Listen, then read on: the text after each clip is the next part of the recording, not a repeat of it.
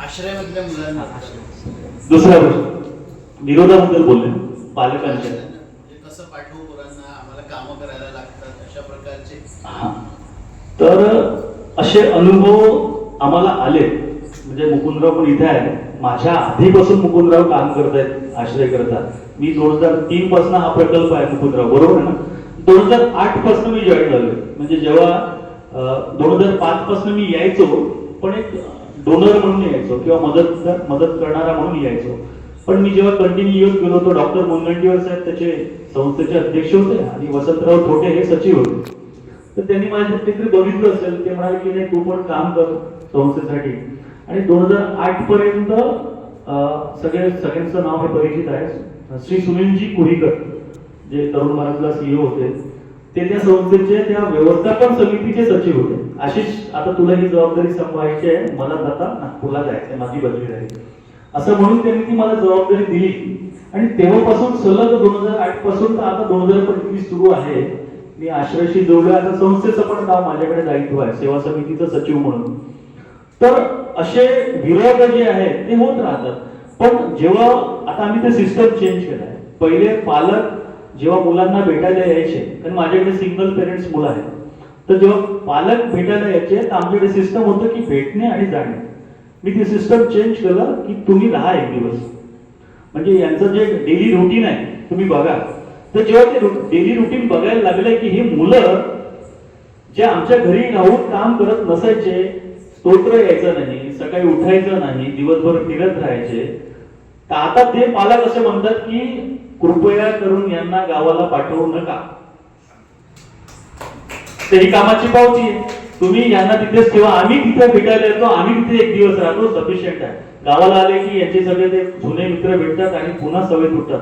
मी नक्कीच त्यांना म्हणतो की कृपया करून तुम्ही गावाला नेऊ नका, कारण की जर मुलं गेले 8 दिवस गावाला तर त्यांच्या सवयी ज्या राहतात ते सगळे तुटतात. म्हणजे माझ्याकडे जेव्हा मुलं आहेत हे आश्रयला, 5:30 त्यांचं प्रातस्मरण होतं. प्रातस्मरण झालं की प्रातःविधी झालं की सगळं झालं की रुटीन, मग ते योगासन करतात. मग त्यांची जी डेली रुटीन असते दैनंदिनी, सगळ्या जबाबदाऱ्या असतात त्या दैनंदिनी सगळ्या करतात. हातपा म्हणजे आंघोळ करतात, नंतर गणपतीची आरती होते, आरतीच्या नंतर पुन्हा अभ्यासाला बसतात. अभ्यास संपला की नाही तर जेवणाची तयारी असते, जेवण करतात आणि मुलं 9:30 पासून वेगवेगळ्या बॅचेस मध्ये आपापल्या कामाला जातात. पुन्हा येतात, 5ला येतात, 5:30ला पुन्हा संस्कार वर्ग जे आहे पाकिस्तान फाटक ताई आहे, त्यांनी आता संस्कार वर्ग आश्रयाला सुरू केला आहे. तो 1 तास असतो. तो पूर्ण ग्रुप पाकिस्तान पाठकने इनिशिएटिव्ह घेतलं म्हणून त्यांचं नाव घेतलं, पण त्यांचा पूर्ण ग्रुप जो आहे त्यांनी ऑल्टरनेटिव्ह एक ठरवलेला आहे. त्या माध्यमातून ते येतात आणि 1 तास संस्कार वर्ग घेतात, स्तोत्र शिकवतात, वेगवेगळ्या गोष्टी सांगतात, अनुभव कथन करतात, कोणाचा अभ्यास घ्यायचा तो अभ्यास घेतात. हे झाल्यानंतर पुन्हा मग 7:30 वाजले की पुन्हा शाखा लागते, शाखा झाली की पुन्हा आरतीचा वेळ असतो, आरती झाली की लगेच पुन्हा अभ्यासाला बसतात. अभ्यास 1 तास झाला, 1.5 तास झाल्यानंतर पुन्हा जेवण आणि 10 वाजता दिवा बंद होतो. हे त्यांचं रुटीन आहे, त्यांना आम्ही एंगेज ठेवतो. मला म्हणायचं की तुम्ही मुलांना जे आहे ते एंगेज ठेवा. एंगेज ठेवा म्हणजे आपल्याला वेळ द्यायचाच आहे. जो काही आहे संवाद, मी म्हणतो ना बरेच वेळ मी माझ्या अनुभवकथनामध्ये म्हटलेलं आहे की आपला संवाद तुटलेला आहे पालकांशी. आपण जेवढा वेळ जो मुलांना द्यायला पाहिजे तो पालकांचा संवाद मुलांशी तुटलेला आहे. तो संवाद झालाच पाहिजे. दिवसभरात काय करतो काय नाही हे विचारलंच पाहिजे. ते हे केल्यानंतरच तो त्याचं मनाचं जे आउटलेट आहे ते ओपन होईल असं मला वाटते. प्रत्येकाने हे करावं.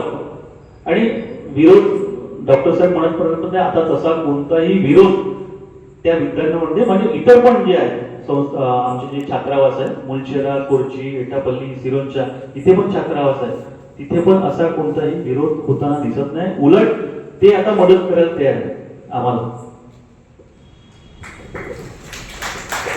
आणि ते जे मुलं आहेत तिथे ते सगळे माडिया भाषेचे मुलं होते, पण आज तुम्ही बघाल की तिथे त्या मुलांना आरती, मंत्रपुष्पांजली अगदी व्यवस्थितरित्या म्हणतात. ते म्हणजे छान असं उच्चारण जे आहे ते खूप छान असतं त्यांचं.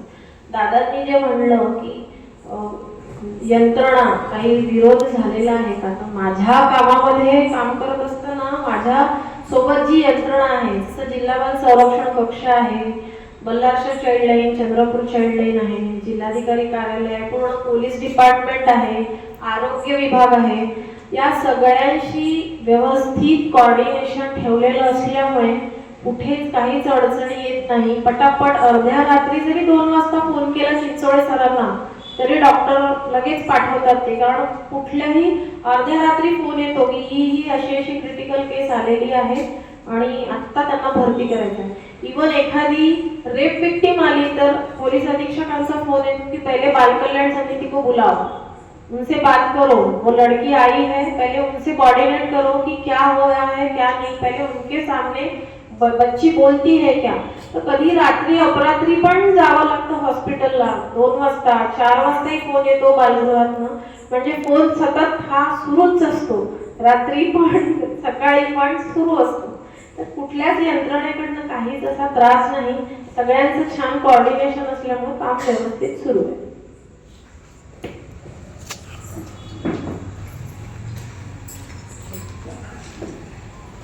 आज सर्वप्रथम मी सृजनला धन्यवाद देऊ इच्छिते.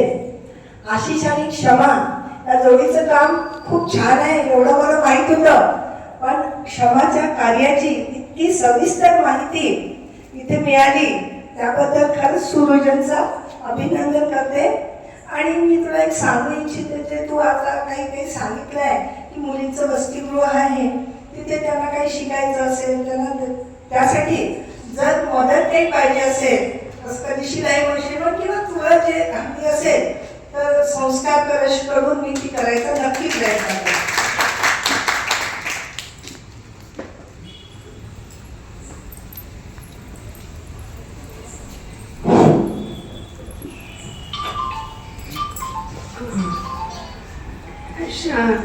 शावा तुम्ही जे बोललात त्यानंतर आशिषजी दोघांचं कार्य खरंच म्हणजे खूपच ग्रेट आहे. कुठे म्हणजे काय कमी गेलं कुठेच नाही गेलं. अगदी त्याबद्दल तुमच्या शुभेच्छा. आणि या एक प्रश्न मला विचारायचा आहे की आशिषजी एवढं काम करतात, क्षमाजी तुम्ही पण भरपूर काम करतात, तुमचा मुलगा तो आहे तुमच्या ह्याच्यात, तर नेमका तुमचा असा संवाद कसा होतो?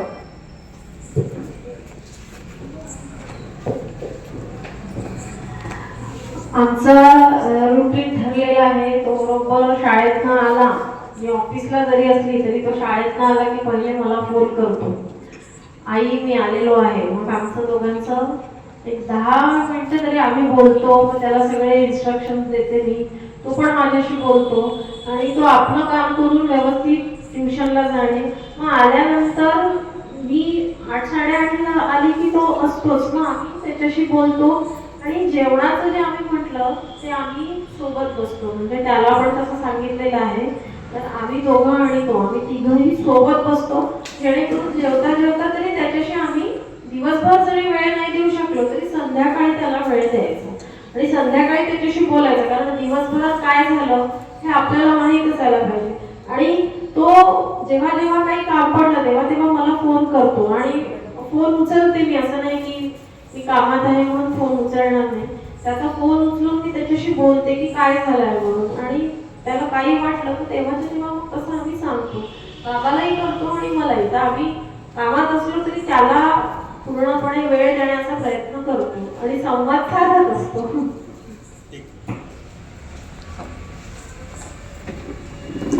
आशिष दादा आणि क्षमा यांचे खूप खूप अभिनंदन आणि तुमचे कार्य असे समोर जात राहो. आशिष दादा, मला असं सांगायचं आहे की आज काही जमलेल्या लोकांना आपलं जे आश्रयमध्ये मुलांकरता आपण विविध प्रकारे कोणाला काही वाढदिवस साजरा करायचा असेल किंवा काही द्यायचं असेल तर ते कशा प्रकाराने आणि त्याचे काय नियमावली आहे ही थोडक्यात सांगावी. मी सांगायचं मगाशी सांगितलं होतं की चंद्रपूरला जसं आश्रय डॉक्टर हेडगेवार जन्मशताब्दी सेवा सुंदर संचलित एक 5 आमचे छात्रावास आहेत. एक आहे आश्रय, दुसरा आहे मुंशेराला, कोरची, एटापल्ली आणि सिरोंचा, असे 5 छात्रावास मिळून 120 विद्यार्थी आजतागायत शिक्षण घेत आहेत. त्याच्यामध्ये कसं आहे की हे सगळे जे छात्रावास आहे आणि अन्य प्रकल्प आहे शासनाच्या कोणत्याही मदतीशिवाय हे सुरू आहे. पण मग सुरू कसं आहे, मग तुमच्या सारख्या समाजामध्ये जे दातृत्व उपस्थित आहे त्यांच्या मदतीने हे सगळे छात्रावास सुरू आहे. आता राहिला दोन प्रकारची मदत असते, एक आर्थिक असते, एक वस्तू स्वरूपात असते आणि एक प्रत्यक्ष तुम्ही जे मदत करता जे विद्यार्थ्यांना मार्गदर्शन करणे असते. भारत काकू पण इथे आहेत, त्या पण या वयात त्यांना सेवेचा भाव आहे म्हणून ते आपलं सगळं रुटीन पाहून संध्याकाळी 5:30ला मुलांना संस्कार वर्ग घ्यायला स्वतः येतात. मी त्यांचं मनस्वी अभिनंदन करतो आणि आभार मानतो सेवा समितीत करून. इथे उपस्थितांपैकी डॉक्टर मनीष मुंदडा असेल, डॉक्टर ऋतुजा भाभी आहे आमच्या मुंदडा, ते पण इतकं सेवा कार्य करतात म्हणजे त्यांचं रुटीन पण बिझी असतं सगळं. तर एकदा असंच म्हटलं भाभींना की भाभी कल हमको एटापल्ली के सामने एक पेठा करके गांव है, वहां से 35 किलोमीटर दूर है, जाने के लिए यहाँ से एक 4.5-5 घंटा लगेगा, तो चलेंगे क्या? त्यांचं इतकं शेड्यूल बिझी असतं की रोजचे 100 पेशंट मिनिमम असतात त्यांच्याकडे. त्या ह्याच्यामध्ये पण वहिनी वेळ देतात, दादा इतकी